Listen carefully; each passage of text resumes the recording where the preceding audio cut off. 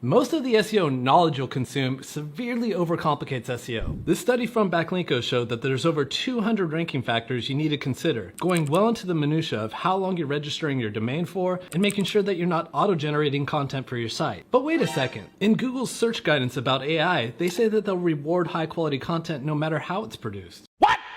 What the f?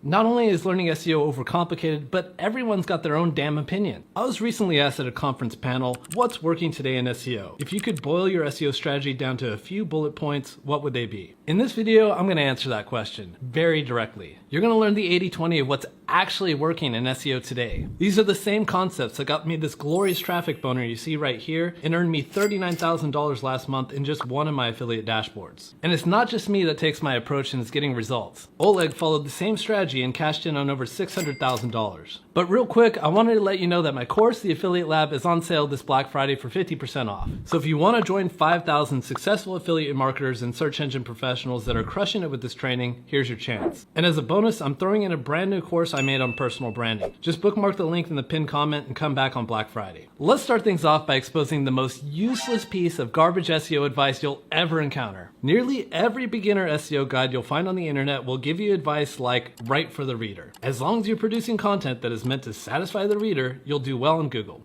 Sorry, I just threw up in my mouth a bit. I agree that if you write with a reader in mind, that's going to help with conversions. For example, if I didn't write this article about learning affiliate marketing with the reader in mind, it probably wouldn't keep people engaged enough to get down to my call to action, which will ultimately drive revenue. But guess what? Google isn't a human. It doesn't read. It's an algorithm, a robot. It looks at your web page as a piece of code, which it then analyzes mathematically to determine whether you should be on page 1 of Google or not. And since satisfying Google is what ultimately gets you organic traffic, you should focus primarily on SEO pillar number 1, writing for the search engine first in order to drive traffic. And then you work on converting and engaging the readers, because who cares if your content converts at 100% if no one sees it? I'm about to show you how to get Google to want to make out with your content. My Affiliate Lab student Katrina follows the same process I'm about to show you. She doesn't get affected by Google updates, and she doubled traffic for 2 websites in a recent update. Now, first things first, you need to understand how search engines work. Google doesn't know anything. It's never cooked a meatloaf, it's never gone skydiving, it's never reviewed products like hair straighteners. So if you write content on these subjects, it inherently has no idea if what you wrote is complete crap or not. But it does have a very good reference to figure that out. It's called page 1 of Google. By comparing your article against the top ranking articles on Google for the keyword you're going after, it can then determine if you're addressing the search query properly and completely. So the key to writing for the search engine is reverse engineering the competition. SEO is like playing poker, except in this case, your competition is showing you their cards. You'd be a fool not to pay attention to them. This starts with getting the search intent correct. I'll put it like this. If you don't get the search intent correct, you will not rank. There's basically 4 different types of searches. Informational search queries represent when people are just looking for information, such as how-to guides on how to do this or that. For example, the keyword digital real estate is informational. Then we have navigational type queries like Twitter login or Matt Diggity contact. Then transactional like buy crypto online or car insurance quote. And lastly, comparative, such as what is the best crypto exchange or Coinbase review. If you open up the top result for the comparative search query best hair straightener, you'll end up on an article like this. The format, which you're used to seeing, is a listicle, a list of the top recommended hair straighteners. Let's look at another example. If you Google buy collectible Nikes, page 1 is going to be chock full of e-commerce page layouts like this. So the moral of the story is that to nail the search intent, your content should fit the format of the articles already present on page 1. Next, you want to make sure you're completing the user's search query and as fast as possible. If you're writing for the reader, this is the actual algorithmic benefit of making that effort. Google's primary goal is happy users. The more happy their users are, the more people come back, click ads, and make that sweet 12-figure annual ad revenue. You know what's not a happy user? Someone who spends 10 minutes on your content to figure out how many calories are in a damn apple. Or even worse, someone who has to go back on their browser and then, heavens forbid, click on the next search result because you didn't answer the question fast enough. It used to be the case that you wanted people to read your content for as long as possible. This is known as dwell time. And SEO professionals believe that this was an indication that people were reading and enjoying your content. Not anymore. This, my friend, is the age of TikTok and 5-second attention spans. When was the last time you read a complete article from top to bottom, every word? Yeah, exactly. Google started releasing these surveys after users clicked back on their browsers asking, how easy was it to find what you wanted on this site? So answer the user immediately. You see this article that ranks number 1 for for best VPN, a keyword that can make over $1 million per month, how long does it take you to figure out which is the best VPN? You don't even need to scroll down. Next, you want to structure your article based on the heading structure of, you guessed it, the top ranking articles on Google. This is the #1 article for how many calories are in an apple. Nicely done, you get your answer 95 calories right away. But the current state of the Google algorithm doesn't just let you get away with writing an article that just says 95 calories and then calling it a day. Like it or not, your article needs a bunch of fluff content in order to fit in with page 1. Don't blame me, I didn't write the algorithm. It's not my fault.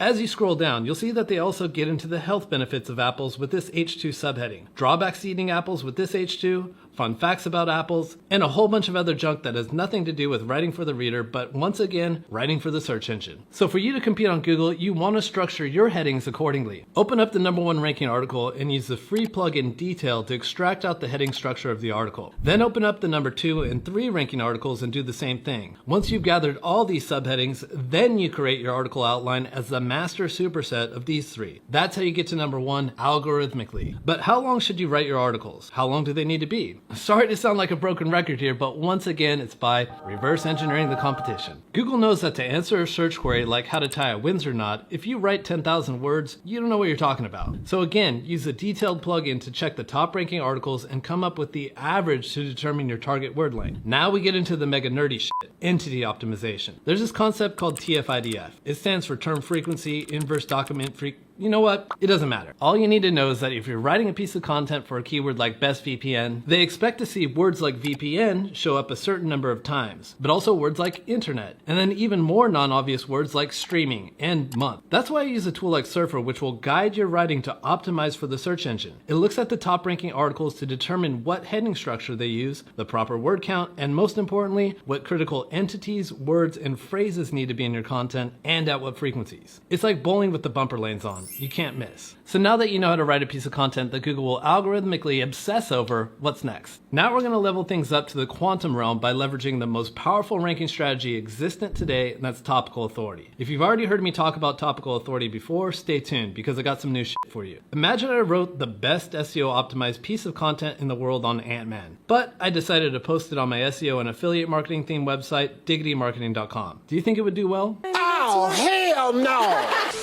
And that's because Diggity Marketing isn't a topical authority on the topic of Marvel. That said, it is a topical authority on the subject of affiliate marketing. Just look at my keyword rank tracker for all these affiliate marketing keywords. I can make a new post on anything affiliate marketing I want, and it's going to make it to page 1. That's because I've already put in the work and published a ton of content on affiliate marketing. To become a topical authority, first you create a topical map. To begin, you source thousands of keywords from different locations. Let's say you wanted to build a topical map for diets. Start with ChatGPT. Your prompt, give me 20 semantically relevant but unique topics under the main category of diets. And here you go. The keto diet, Mediterranean diet, so forth. Now you can ask, give me 20 different keyword variations of the keto diet that address a different search intent. Keto diet meal plans, how to start a keto diet, and so forth. Rinse and repeat and you'll end up with 400 keywords. Where else can you look? Answer the Public is great for pulling critical questions that are asked in the niche. Ahrefs Questions Report is great as well. You should also be looking at the People Also Asked section of the search result. You can use the tool SEO Minion to automatically click and expand into more questions and download them into a sheet. The related searches at the bottom of the search result is gold, as well as the autocomplete function. If you're handy with APIs, Google's NLP API is a tremendous asset. And then there's good old-fashioned intuition. If you're in the diet niche, then each of these diets likely has a meal plan keyword, a side effects keyword, and some before and after photo keywords. If you've done a good job, you're going to end up with 10,000 keywords. But that doesn't mean you need to write 10,000 articles. Keywords like keto diet meal plan and free meal plan for ketosis belong on the same page, while keto diet side effects and keto diet versus Atkins diet belong on separate pages. To speed the sorting process up, you should use a keyword clustering tool, which is going to save you hours of work. Or if you want me to create a topical map for you, go to leadspring.org/topical-map-service and I'll get you sorted. Now that you know what to write, it's time to get writing, but you want to aim to complete your topical map before the next Google core algorithm update. Topical Authority is recalculated during core updates. Why does it work this way? It's too expensive for Google to always look at every website on the internet every time a topic is searched. Can you imagine how much it would cost if every time someone typed keto into Google, Google, they search all billion websites on the internet for it? It's much cheaper if they have a set of topical authorities in a given niche that they've learned to count on. So for you to move up as a topical authority, someone else needs to move down. So now you're cooking. You're a content production machine. What's left? Backlinks. Backlinks have and always will be the ultimate decision maker in the Google algorithm, and also the most misunderstood on how to use them properly. Here's 2 guacamole recipes. How in heaven's name would Google know which of these guac recipes taste better?